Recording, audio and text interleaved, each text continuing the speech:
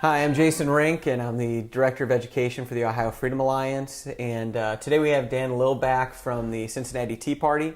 Dan is the Director of Special Projects with the Cincinnati Tea Party. And specifically today we're going to talk about what we call the Precinct strategy, really just a political strategy that we can employ at the grassroots level. So, Dan, thanks for coming up and talking to us today.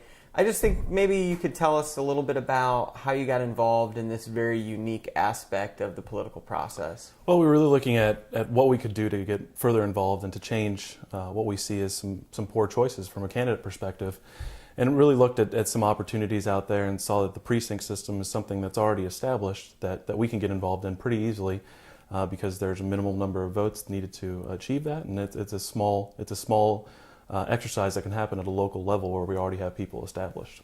What is the definition of a precinct member? I mean, what exactly is a precinct member? What exactly is a precinct? Can you sort of elaborate on that? Well, a precinct is basically the smallest electoral unit. So everybody knows when you come to election time that all precincts are reporting. You know, I've heard that term before. So the precinct is your smallest unit of an electorate. And each county is divided into those precincts. And then there's also someone from the Republican and Democrat Party that represents each of those precincts up through the county level. So it's the smallest form of elected official in every county, basically, is a precinct member. So it's essentially the congressperson for everybody's neighborhood. Essentially, right. It's the House of Representatives for a county, basically. Okay. And so when it comes to sort of the duties of a precinct member or what a typical precinct member might do or be required to do, what would that look like? Well, the duties range from whatever the precinct member wants to have happen. So they can be as active in the party or as inactive in the party as they want to. One of the first important things is choosing the central committee chairman for each county. So the precinct members get together and they vote on the executive committee of that county right off the bat. They have the opportunity to get involved in giving information to their neighborhood about different candidates, providing a forum for candidates in their neighborhood, as well as becoming active in the polling process as well on election day. Okay.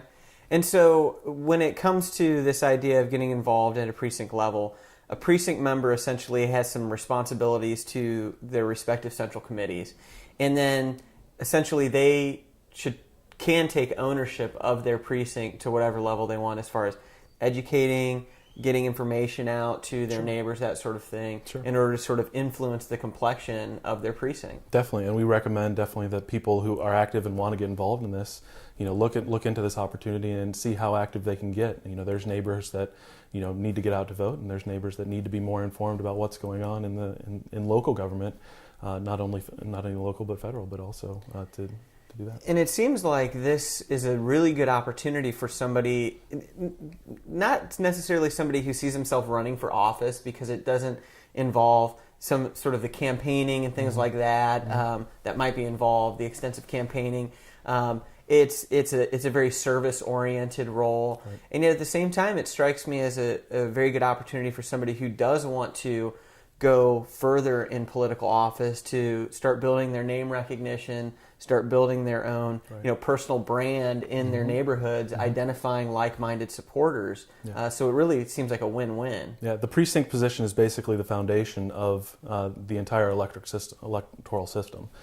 So you start as precinct member and you can work your way as far up as you want going through the system, because this system is actually what provides the endorsement to a candidate. So if you're on the Republican ticket or on the Democrat ticket in a primary and you're up against 4 or 5 different names, the person that has that little D or that little R next to the name provided by the precinct members in each county really has an advantage over anyone else that's running in the primary. Well, and you say in this presentation that we have online, people are the policy. What do you really mean by that? Well, I think what we're trying to get at is move away from the terms Republican and Democrat for the different parties, because those parties have a broad spectrum of people that are liberal Democrats, moderate Democrats, Ron Paul Republicans, the whole range of political philosophies. And what we're trying to say is we're really interested in either party in getting constitutional-minded, freedom-loving people involved and really setting the policy for each party, because we feel that as people move forward in this party, and the candidates they'll select will be more like them, who are more freedom-loving, more constitutionally minded people who want to get involved in this process and really bringing the country back to kind of this constitutional-based government that we want to focus on. So, when you look at different states and how those different state parties might, lean more towards the left, Republican Party is a more left-leaning Republican Party in that state. That is really just a function of the individuals that make up, that central committee and those precincts, all through that state. And so what you're suggesting is that in order to sort of shift the behaviors Right. of any party in any state, which ultimately makes up the entire nation, Right. You've got to start at the precinct level and get like-minded people in there, and to really get a critical mass of like-minded, constitutionally minded, liberty-minded people in there to shift the direction of that party. Definitely, and we're not talking about a lot of people when we're talking about this. From the entire state of Ohio, there's about 10,000 people in 88 counties that make up this group. There's large counties like Franklin County that have almost 1,000 precinct members. There's middle-sized counties that have less than 100, and there's a lot of small counties. There's like 42 counties in Ohio that have less than 50 people that make up their policy for the entire county through the precinct member. So you're talking about a group of maybe 30 people that could become actively involved in their precinct operation in the county and really become the policy for that county with just 30 people. You're talking about a very small number of Sure. groups.